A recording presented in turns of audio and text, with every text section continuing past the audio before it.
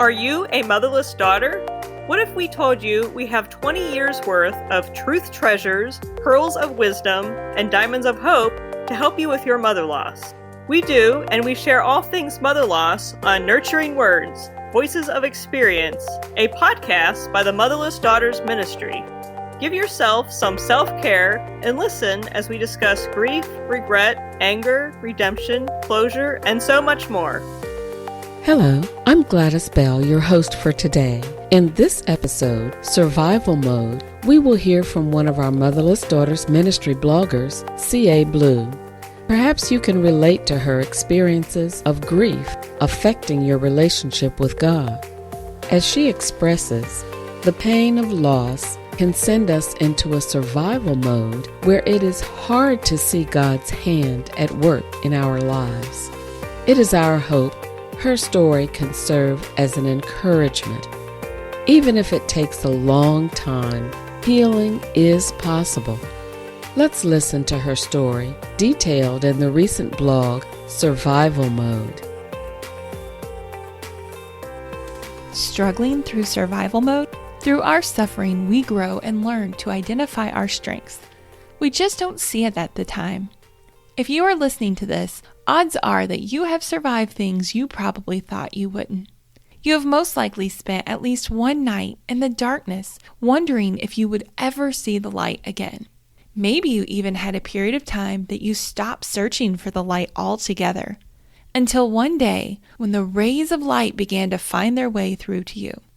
Looking back now, during those hard times, can you see the way God was still there, still working on your behalf? Who or what was the life raft he threw your way? Did you reach for it, or were you still blinded by pain, navigating life in survival mode like I was?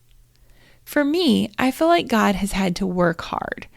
Through different seasons, different trials and circumstances, I can picture all the people, the exact moments, and conversations where I know now that it was him trying to reach me, trying to save me. But I was too wrapped up in my darkness to see it then.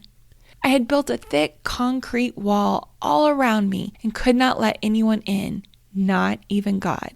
I'm not proud of many of my decisions or behaviors during that time of darkness, but I know now that I did the best I could to survive. I latched on to several unhealthy ways to cope, avoiding the one thing that would have really set me free, Jesus. I held so much anger and resentment toward God for taking away my mom that I was not willing to let him in. How could I trust him again with my heart when I felt like he was the one who broke it?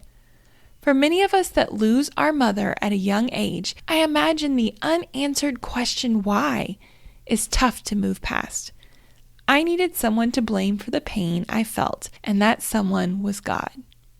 Throughout my journey, I can now see how God placed the most amazing, non-judgmental best friend in my path. She was there through high school, we kept in touch through college, and to this day, she is still part of my life.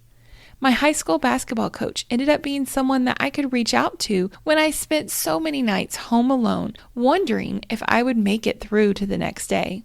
In college, my friends would invite me to church, but I would never go. I was not ready to forgive, or perhaps to acknowledge the painful place I had buried deep inside. I spent so much time feeling alone, unloved, and unwanted, even when in a crowded room surrounded by friends. Even with championships, trophies, and honor societies, it was easy to put on the mask of what I knew others wanted to see, yet still feel so broken, isolated, and ashamed.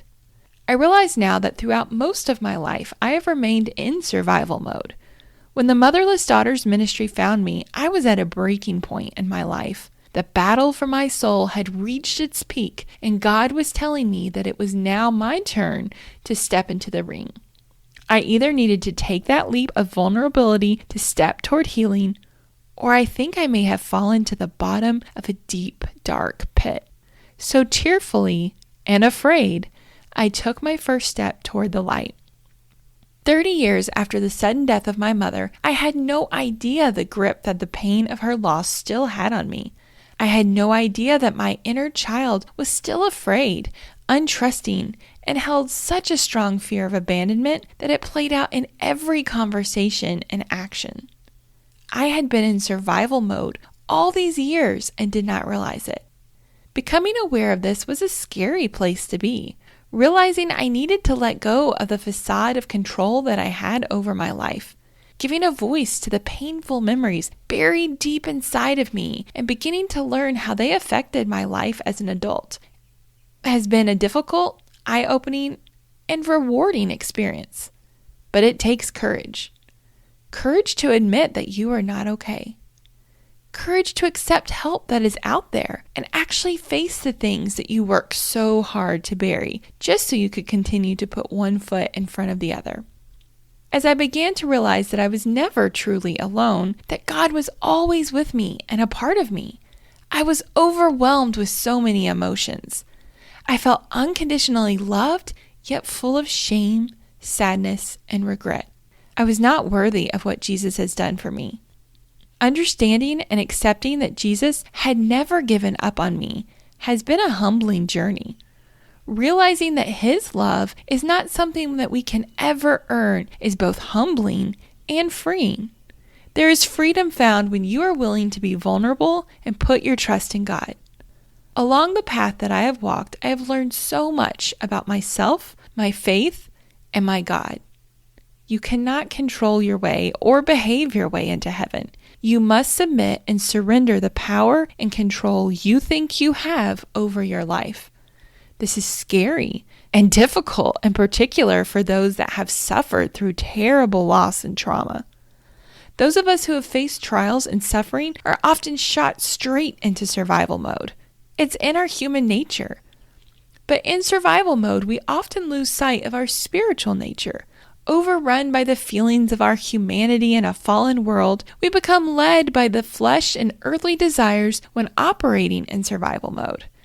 At some point, you will be able to step off that hamster wheel of just surviving.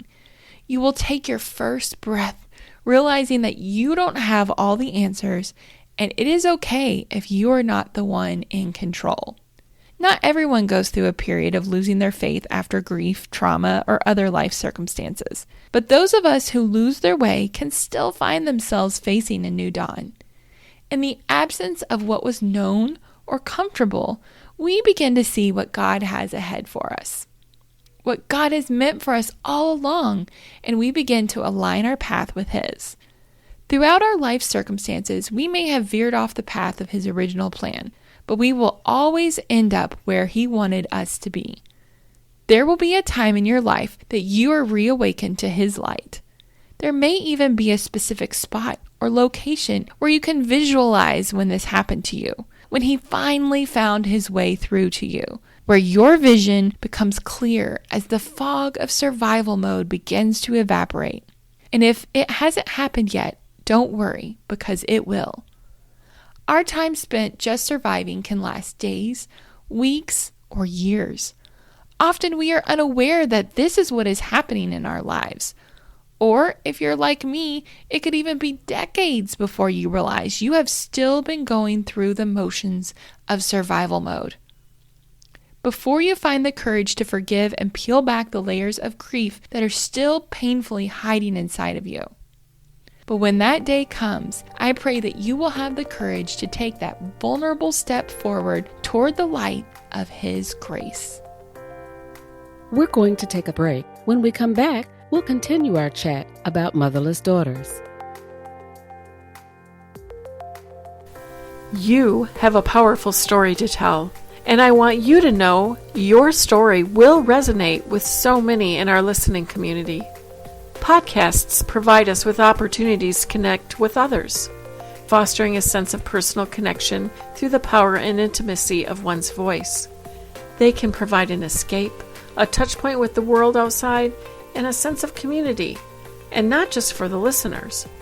If you would like to be featured as a nurturing voice of experience in one of our upcoming podcasts, please let us know. Visit motherlessdaughtersministry.com today.